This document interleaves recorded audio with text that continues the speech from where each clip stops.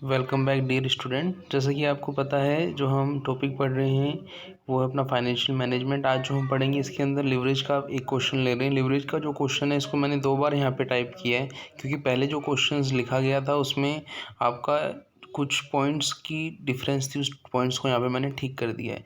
तो question read करते हैं। देखो, कैलकुलेट द ऑपरेटिंग फाइनेंशियल और combined leverage from the following.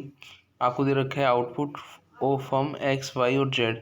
आपको ये जो क्वेश्चन पढ़ना है, क्वेश्चन का नीचे वाला पार्ट पढ़ना है। आउटपुट दिया है 60,000 है आपका, फर्म एक्स का, वाई का 15 और जेड का 10,000। फिक्स कॉस्ट दिया है 7,000 एक्स का, 14,000 वाई का और 1,500 जेड का। फिर आपको दिया है वेरिएबल कॉस्ट पर यूनिट 20 पैसा है पर यूनिट और 1.5 पर यूनिट और आपका 20 पैसा पर यूनिट। ऊपर वाले क्वेश्चन में ये 2 पैसा हो गया था 20 पैसा की बजाय, तो इसका जो ठीक है वो 20 पैसा है। इंटरेस्ट ऑन बोरो फंड दिया है 4,000 और 8,000। फिर दिया आपको सेलिंग प्राइस पर यूनिट कितना है 0.60 और आपका 5 रुपीज़ और 1 रुपीज़। ऊपर वाले में 0.10 हो गया था, ये आपका ₹1 है। अब हम सॉल्यूशन की तरफ आएंगे तो उससे पहले हम ये डिस्कस करेंगे कि जो अपने ये जो लिवरेज है ये विदाउट डिग्री है विद डिग्री है। यहाँ पे आप देखें तो अलग अलग फर्म दी गई हैं, एक ही फर्म्स के डिफरेंट ईयर नहीं दिए हैं। यहाँ पे कोई एक फर्म नहीं है, ये 3 फर्म है, तो तीनों फर्मों का अलग अलग निकलेगा।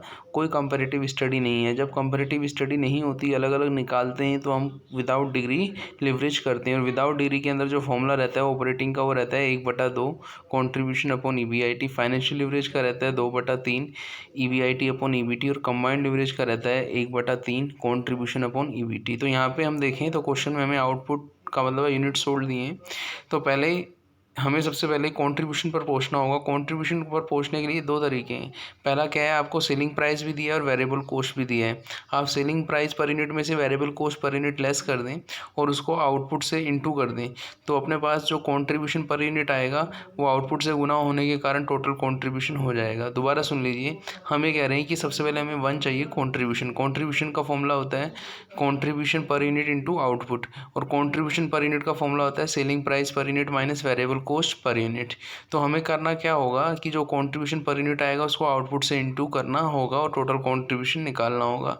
अब यहाँ पे हमने क्या किया है, same as it is particular firm X, firm Y, firm Z हमने लिख दिया है। फिर हमने लिखा है सेलिंग प्राइस पर यूनिट लिख दिया हमने, कितना है यहाँ पे 60 पैसा था, यहाँ 5 रुपीज़ था, यहाँ 1 रुपीज़ था। फिर हमने जो अपने वेरिएबल कॉस्ट पर यूनिट है 20 पैसा है, 1.5 रुपीज़ है और 20 पैसा है। तो अपना जो अपने पास बचा वो क्या बचा, कंट्रीब्यूशन पर यूनिट, ये आ गया 40 पैसा, 3.5 रुपीज़ और आपका 80 पैसा आ गया कंट्रीब्यूशन। इसको हम यूनिट से इनटू कर देंगे। यूनिट्स कितनी है, जैसे एक्स की यूनिट 60,000 इंटू 0.40 24,000, वाई की यूनिट 15,000 इंटू 3.5 कितना 52,500 और जेड की जो यूनिट से 10,000 इंटू 80 पैसा है 8,000 आ गया। ये टोटल कंट्रीब्यूशन आ गया। अब ये 1 था अपना, अब हमें 2 चाहिए ईबीआईटी। ईबीआईटी का फॉर्मूला होता है कि टोटल कंट्रीब्यूशन से क्या लेस कर दें, हम फिक्स कॉस्ट लेस कर दें। इस क्वेश्चन में देखें तो फिक्स कॉस्ट हमें रेस्पेक्टिवली जो एक्स और वाई के लिए और जेड के लिए जो दिया है वो कितना दिया है 7,000, 14,000 और 1,500 रुपये। तो हमने यहाँ पे लेस कर दिया 7,000, 14,000 और 1,500 रुपये। तो कंट्रीब्यूशन में से आपका फिक्स कॉस्ट लेस होगा तो क्या बचेगा, ईबीआईटी जो 24,000 माइनस 7,000 17,000 आएगा, 52,500 माइनस 14,000 38,500 आएगा और 8,000 माइनस 1,500 6,500 रुपये आएगा। अब सेकंड अपना ईबीआईटी आ गया। थर्ड हमें क्या चाहिए, ईबीटी या पीबीटी, प्रॉफिट बिफोर टैक्स या अर्निंग बिफोर टैक्स। तो हमें ईबीआईटी में से इंटरेस्ट को लेस करना होगा। इंटरेस्ट हमें क्वेश्चन में गिवन है, आप देखें तो इंटरेस्ट ऑन बोरो फंड दिया 4,000 और 8,000, जेड में नहीं है इंटरेस्ट तो 0 लिख देंगे। तो हमने यहाँ पे लेस किया इंटरेस्ट 4,000 एक्स में और 8,000 वाई में। तो हमने लेस करके प्रॉफिट बिफोर या अर्निंग बिफोर टैक्स ईबीटी हमने निकाल लिया, कितना 13,000 और 30,500। फिर आपका यहाँ पे जो इंटरेस्ट नहीं था जेड में, तो एज इट इज जो ईबीआईटी था वो ईबीटी हो गया, कितना 6,500। अब हम ऑपरेटिंग लीवरेज निकालेंगे तो डिग्री नहीं लिखेंगे, खाली operating leverage contribution upon EBIT. और जो आपका फाइनेंशियल लीवरेज निकालेंगे वहाँ पे डिग्री लिखेंगे, तो फाइनेंशियल लीवरेज का फॉर्मूला क्या रहेगा, ईबीआईटी अपॉन ईबीटी। और ऐसे हम कंबाइंड लीवरेज निकालेंगे तो फॉर्मूला क्या रहेगा, contribution upon EBT, earning before tax या प्रॉफिट बिफोर टैक्स। अब हम इनकी वैल्यू रख देंगे कंट्रीब्यूशन की तीनों की, फिर ईबीआईटी की वैल्यू रख देंगे तो अपना ऑपरेटिंग लीवरेज आ जाएगा। ऐसे हम फाइनेंशियल लीवरेज में ईबीआईटी की वैल्यू रख देंगे तीनों में, और अर्निंग बिफोर टैक्स या प्रॉफिट बिफोर टैक्स की वैल्यू रख देंगे तो तीनों में क्या आ जाएगा, आपका फाइनेंशियल लीवरेज।